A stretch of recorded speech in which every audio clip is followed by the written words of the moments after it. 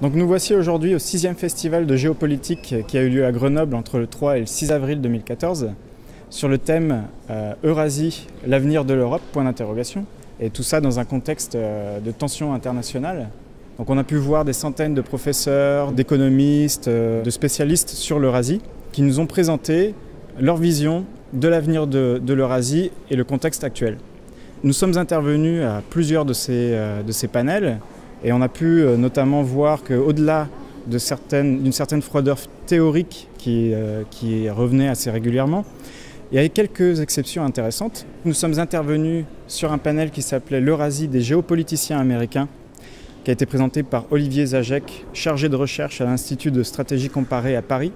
Il mettait en lumière cette doctrine impériale défendue par Mackinder depuis plus d'un siècle et qui a été reprise par l'appareil d'État américain à l'après-guerre.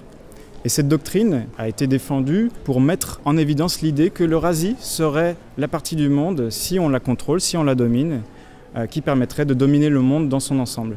Et donc nous sommes intervenus pour montrer qu'il était temps de balayer toute cette doctrine impériale qui aujourd'hui a imprégné la vision de nos dirigeants en Europe et aux États-Unis, et de la remplacer une bonne fois pour toutes par cette vision westphalienne, des traités de Westphalie, du respect de la souveraineté des États-nations, de la coopération, de l'entente, de la détente dont parlait De Gaulle et du concert des nations qui avait été mis en place à l'après-guerre et qui avait permis de rebâtir la paix et qui aujourd'hui est attaqué à son cœur. Donc c'est ce principe de réalité qu'on a ramené dans toutes nos interventions ici. On a pu amener également des visions de grands projets. On a pu amener toute la vision pour les prochaines 50 années pour l'Eurasie, mais également pour le monde.